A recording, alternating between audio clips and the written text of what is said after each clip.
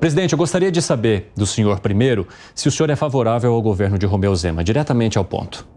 O governador vem fazendo um extraordinário trabalho e não teria como deixar de apoiar um governo que prega a desburocratização, a simplificação, para que a gente possa gerar desenvolvimento social ao nosso Estado. Desde que ele assumiu, ele já fez um grande trabalho e tenho certeza que até o final irá fazer mais. E diante desse argumento que o senhor apresenta, como é que o senhor avalia a proposta que foi apresentada por ele agora de aumentar impostos para produtos considerados supérfluos? Por exemplo, perfumes, cigarros, cosméticos. Havia também a possibilidade da tributação sobre rações para animais, mas houve uma discussão. Como é que o senhor enxerga isso diante dessas qualidades que o senhor acabou de apresentar que não tem muito a ver com o caminho de alguém que está buscando aumento tributário?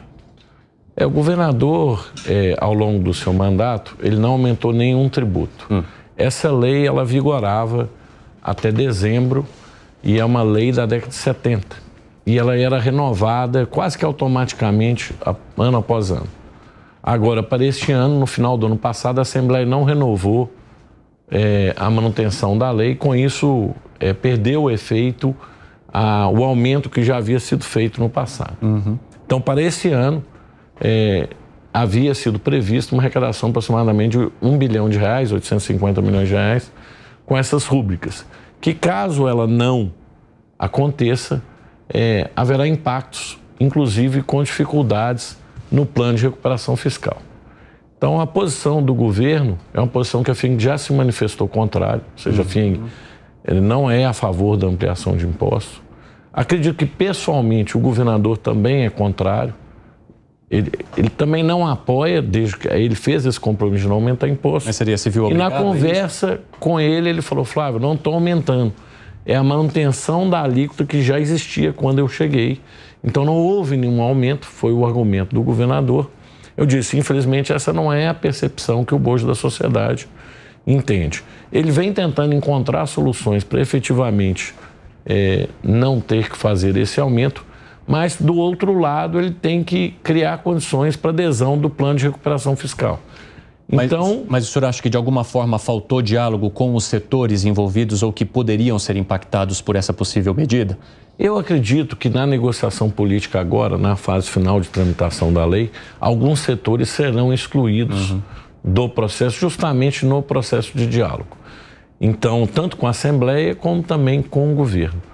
E, na minha leitura, a nossa posição enquanto federação, o nosso apoio a bons governos não implica que em alguns momentos nós não vamos estar contrários. O princípio democrático é esse. Sim. Ou seja, você não concorda, não existe nenhum governo até hoje que a gente concordasse com tudo ou discordasse de tudo.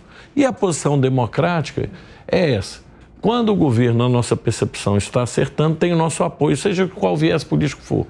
Quando estiver errando, vai receber a nossa crítica. E assim que a FIENG tem comportado, e muitas vezes isso não é bem recebido pelo mundo político de maneira geral. Se você é meu aliado, você tem que me apoiar 100% das vezes. Se você não é meu aliado, você pode me atacar 100% das vezes. E não é isso.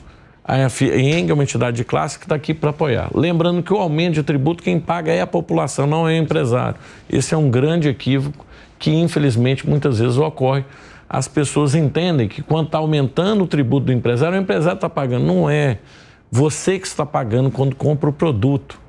Ele está embutido lá. Então, todo aumento de carga tributária, quem paga é a sociedade. Não é o grande empresário, não é o setor produtivo. É você ao consumir o bem e o produto lá está embutido essa carga tributária.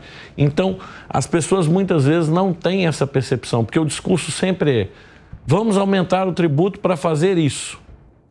Quando criaram esse tributo lá na década de 70, deram para ele de fundo de arrecadação da miséria. Só que, na verdade, entra na conta pública, no bojo de despesa do Estado e acaba sendo engolido.